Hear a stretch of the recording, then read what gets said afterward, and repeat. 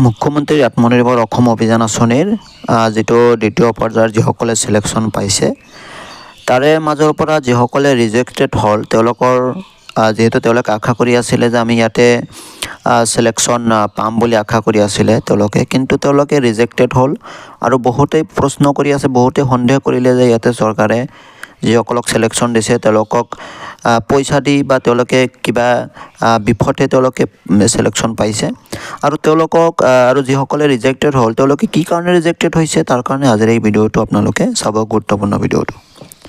ইয়াতে আপোনাৰ নামৰ সৈতে আপুনি কোনখন জিলাৰ আৰু কি কাৰণে আপুনি ৰিজেক্টেড হৈছে সেই কাৰণটো আপোনালোকে জানিব পাৰিব আজিৰ ভিডিঅ'ৰ পৰা, চাই থাকক। ইয়াতে প্ৰথমে কথা কৈ লওঁ, আপোনালোকে চেনেলটো ছাবস্ক্ৰাইব কৰি ল'ব। ইয়াতে চাওক, এপ্লিকেণ্ট নাম পৰিণীতা আৰু তেখেতৰ ঘৰ কামৰূপৰ আৰু তেখেতে ইয়াতে ৰিজেক্টেড কি বুলি হৈছে, তেখেতে ইনভ্যালিড ID প্ৰুফ। যিহেতু আপোনালোকে জানেই অনলাইন আবেদন কৰাৰ সময়ত বহুতকেইটা ডকুমেণ্টছ ইয়াতে ছাবমিট কৰিব লগা হয় আৰু তাৰ পিছতে ইয়াতে বাকীখিনি প্ৰচেছ হৈ যায়। তো ইয়াতে পৰিণীতা নামৰ এপ্লিকেণ্টজনীয়ে তেখেতে ৰিজেক্টেড কি বুলি হৈছে, ইনভ্যালিড ID প্ৰুফ। তেখেতে যি ID প্ৰুফ তাতে দিছিলে সেই ID প্ৰুফটো ইনভ্যালিড আছিলে। কেনেধৰণৰ, হয়তো তেখেতে নাম্বাৰ বহুৱাতে ভুলকৈ বহুৱাইছিলে বা তেখেতে ভুলকৈ বেলেগ কিবা ডকুমেণ্ট ছাবমিট কৰিছে যাৰ কাৰণে তেখেতে ৰিজেক্টেড হৈছে। বাকী বিপ্লৱ নামৰ এপ্লিকেণ্টজনৰ চাওক আপোনালোকে, তেখেতে ডুপ্লিকেট এপ্লিকেশ্যন, মানে তেখেতে দুবাৰকৈ এপ্লাই কৰিছে, মানে এজন মানুহে দুটাকৈ এপ্লাই কৰিছে যাৰ কাৰণে তেখেতে ইয়াতে ৰিজেক্টেড হৈছে। আৰু আপোনালোক চাওক উৎপলত তেখেতে তিনিচুকীয়াৰ পৰা আৰু ডুপ্লিকেট এপ্লিকেশ্যন মানে দুটাকৈ এপ্লাই, মানে এটাৰ বেছিকৈ এপ্লাই কৰিছে যাৰ কাৰণে এনেকুৱা হৈছে। মানে নাম এটা, মোবাইল নম্বৰ আপুনি বেলেগকৈ দিয়ক, নাম এজনৰ কিন্তু আপুনি ডকুমেণ্টছ দিছে এজনৰ আৰু এপ্লাই কৰিছে দুটা, তেনেহ'লে আপুনি ৰিজেক্টেড হ'বই। আৰু সঞ্জীৱে চাওক, সঞ্জীৱ কামৰূপ ডিষ্ট্ৰিক্টৰ পৰা, আৰু তেখেতে মিছমেচ ইন ডিটেইলছ, তেখেতে যি এপ্লাই কৰাৰ সময়ত যিখিনি ডিটেইলছ দিছিলে আৰু ID প্ৰুফৰ সৈতে তেখেতৰ এপ্লাইটো মিলা নাই যাৰ কাৰণে তেখেতে ৰিজেক্টেড হৈছে। এতিয়া কথা হৈছে আপোনাৰ নামটো কেনেকৈ আপুনি গম পাব যে কি কাৰণে ৰিজেক্টেড হৈছে। আৰু এইটো জানিবলৈ হ'লে আপোনালোকে নিজৰ নাম কমেণ্ট কৰিব লাগিব, কোনখন জিলাৰ পৰা, আৰু আপোনালোকে দ্বিতীয় পৰ্যায়ৰ আপোনাৰ সেই এপ্লিকেণ্ট নম্বৰখিনি কমেণ্ট কৰিব, মই নিশ্চয় জনাই দিম। আৰু বাকীখিনি চাওক, আপোনাৰ ইয়াতে কোন জিলাৰ আৰু কিমানটাকৈ ইয়াতে ৰিজেক্টেড হৈছে সকলোখিনি চাব পাৰিব। ৰীমা চাওক, ৰীমা নগাঁও জিলাৰ আৰু তেখেতে ৰিজেক্টেড হৈছে লেট ছাবমিশ্যন, তেখেতে দেৰিকৈ ছাবমিটেড কৰিছে, মানে যিটো লাষ্ট ডেট আছিলে সেই মানে পলমকৈ ছাবমিশ্যন কৰাৰ কাৰণে তেখেতৰ ৰিজেক্টেড হৈছে।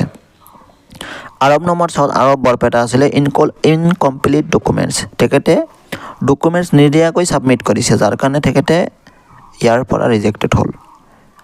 আৰৱ আৰু বাকী তলত আছে, ইয়াতে সকলোখিনি ডিটেইলছ আমি এতিয়া আপোনালোকক ক'ব নালাগে। এতিয়া কথা হৈছে বাকীখিনি আপোনালোকে তলত মই সকলোখিনি দেখুৱাম, আপোনালোকে নিজে নামখিনি চাই ল'ব, নিজৰ নামখিনি যদি ইয়াতে বিচাৰি পায়। আৰু বাকী চাওক, ইয়াতে ইনকাম কেতিয়া, মানে কিছুমানে ইনকাম ডিটেইলছ যিটো দিছে সেই ইনকাম কেতিয়া মানে হয়তো কম দিছে বা বেছি দিছে বা বেছিকৈ দিছে, সেইকাৰণে এইটো হোৱা নাই। কিছুমানে প্ৰজেক্ট ফাইল ভালদৰে দিয়া নাই যাৰ কাৰণে ৰিজেক্টেড হৈছে, কিছুমানৰ চিভিল স্ক'ৰ বেয়া সেইকাৰণে ৰিজেক্টেড হৈছে। মানে মুঠতে সকলোখিনি ডিটেইলছ আপোনালোকে চাইছে ইয়াতে চাওক। কিছুমানে ইয়াতে ইনকাম ডিটেইলছ মানে কিছুমানে প্ৰজেক্ট ৰিপৰ্ট ভালদৰে বনোৱা নাই। এতিয়া কথা যদি আপোনালোকে 3.0ত এপ্লাই কৰিব বিচাৰে তেনেহ'লে মোক নিশ্চয় আপোনালোকে কণ্টেক্ট কৰিব, মই নিশ্চয় আপোনালোকৰ প্ৰজেক্ট ৰিপৰ্ট বনাই দিম, বিজনেছ প্লান বনাই দিম, ভালদৰে বনাই দিম। কাৰণ ইয়াৰ আগতে বহুত কেইজনীৰ বা কেইজনৰ মই প্ৰজেক্ট ৰিপৰ্ট আৰু বিজনেছ প্লান সকলোখিনি বনাই দিছোঁ আৰু তাৰ পৰা বহুত কেইজনে ইয়াতে তেখেতসকলে মানে ইয়াতে চিলেকশ্যন পাইছে আৰু সেইখনো মই নিশ্চয় জনাই দিম, মানে কিমানটাকৈ চিলেকশ্যন পাইছে। মুঠতে আপোনালোকে যদি 3.0ৰ কাৰণে যদি আপোনালোকে ছাবমিশ্যন কৰিব বিচাৰিছে তেনেহ'লে নিশ্চয় আপোনালোকে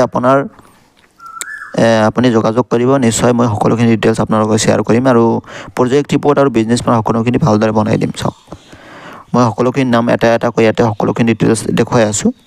তো মুঠতে আপোনালোকে নিজৰ নামখিনি কমেণ্ট কৰিব, জিলাখনৰ নাম আৰু এপ্লিকেণ্ট নাম কমেণ্ট কৰিব, মই সকলোখিনি আপোনালোকক জনাই দিম।